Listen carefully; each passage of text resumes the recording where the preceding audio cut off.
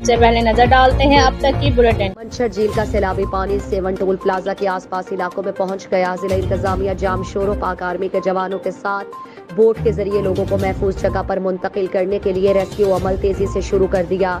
Deputy commissioner जाम शोरों captain retired Fariduddin Mustafa, SSP जाम शोरों Javed Ahmad Bloch पाक आर्मी के जवानों के साथ सेवन के टोल प्लाजा के आसपास इलाकों से लोगों को महफूज जगह पर मुंतकिल करने के लिए रेस्क्यू अमल जारी है। DC जाम शोरों ने बताया कि मंचर झील का पानी ओवरफ्लो होने की वजह से बाद सईदाबाद और टल्टी के इलाके मुतासिर हो सकते हैं। उन्होंने कहा कि सेवन रेलवे फाटक नजर अड़ल वहां पर जिला इंतजामिया जाम शोरों पाक आर्मी पाक नेवी ने रेस्क्यू चेक पोस्ट कायम कर दी ताकि लोगों को जल्द रेस्क्यू करके महफूज जगह पर मुंतकिल किया जा सके। खाला, अब 10 रुपए में सबसे ज्यादा पाउडर जो बनाए झाग ज्यादा और निकाले दाग ज्यादा।